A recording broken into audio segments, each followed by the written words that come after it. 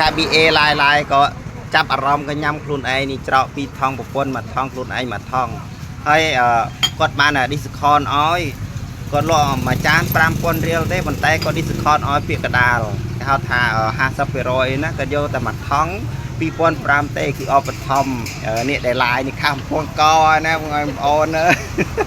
ចិត្តល្អមែនទេរឿងស្អាតឯងចិត្តល្អទៀតណាមិនធម្មតាទេថ្ងៃណាបងប្អូននិយាយលេងអត់មែននិយាយលេងទេនិយាយមែនទេនេះឡាយបងប្អូននិយាយមែនទេណានឹងបញ្ចុកគាត់ឆ្ងាញ់មែនថាស្លការីឬមួយក៏ស្លប្រហើទេឆ្ងាញ់ទាំងអស់បាទបន្លែក៏បន្លែធម្មជាតិទៀតនេះសូមពុកម៉ែបងប្អូនអរគ្នានេះដែលត្រូវការនំបញ្ចុកនំបញ្ចុកឈ្ងុយឆ្ងាញ់នៅផ្សារកុកមនឈ្មោះចែវងដែលគាត់លក់នំបញ្ចុកនៅផ្សារកុកមនបាទគាត់មានទឹកគ្រីថ្ងៃនេះគាត់មានទឹកគ្រីជារៀងរាល់ថ្ងៃណាអូតំណងមែនតែនក៏កោទៅដឹងតែឆ្ងាញ់ដែរទឹកគ្រីនេះនោះបាទមើលសត្វសាច់លេទៅពីងអូយចូលចិត្តណាខប់ពុកម៉ែបងប្អូនអើយឆ្ងាញ់ណាស់អ្នកដែលលក់នំបញ្ចុកឆ្ងាញ់ប្រចាំផ្សារកុកមនយើង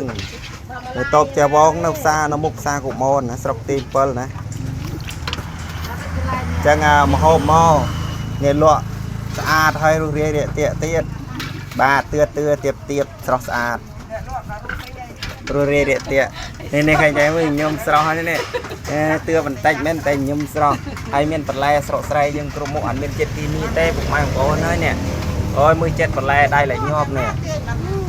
បាទថ្ងៃនេះឃើញថាសកម្មភាពនៅផ្សារកុកមនគូអោមែនទេដោយសារតែមានពលសាគាត់ចូលរៀនវិញណាពុកម៉ែបងប្អូនអរគុណបើចង់ហូបនំបញ្ចុកអីកុំភ្លេចមកផ្សារកុកមនណាអរគុណជម្រាបលាបាទ